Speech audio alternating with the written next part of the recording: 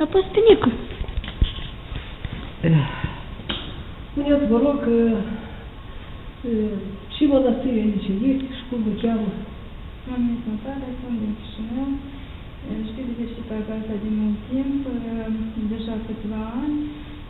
Știu câte puțin de asta Vercitagasa, Vercitagasa fiind s-a născut din părinți foarte valoroși, mari credințe, ei se duceau foarte des la Kievo-Peșterskaya Lavradenie din Kiev, Sfințenia Sfinte Moaște și Vercitagasa rămânea mereu cu apropiații săi și iată, ea fiind la vârstă de micuță fiind, s-a gândit că ea poate să ajungă chiar și singur, fără părinte, adică să ajungă la Kiev.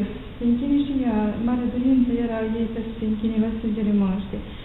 Și pe drum s-a întâmplat că Vercitagasa a căzut într-o fântână.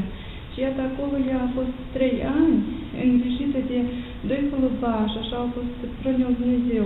Că ea, fiind în fântână, veneau fiecare zi 2 călăbași, dau pe ea o hrănea, mană cerească și o încălzea. Și iată, când a căzut în fântână, Vercitagasa s-a lovit la picioare și ea a fost în fântână 3 ani de zile și părinții, când s-au întors, n-au găsit pe Vercitagasa și de acum o considerau că este trecută la Domnul și erau foarte îndurerați. Și iată, peste 3 ani de zile, așa, cu voia Domnului, un cioban foarte vlăvios pe nume Dimitrie a auzit, el dintotdeauna când păștea oile, cânta psalmi.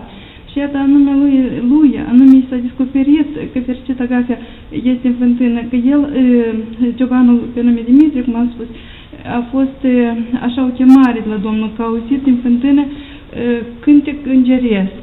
Și când s-a apropiat, a cunoscut-o că este Vercitagasa și iată, au dus-o la părinți, au anunțat părinții, au scos-o din fântână, au dus-o la părinți. Ea, dintr-o copilă foarte comunicabilă, foarte veselă, foarte până la cazul cu fântâna, era foarte comunicabilă. Și după aceea, acel caz, Vercitagasa a devenit o persoană timidă, o persoană mai nu atât de veselă, permanent își petrecea viața în rugăciune și i-a apărut și darul vindecării și darul Duhului vedenii.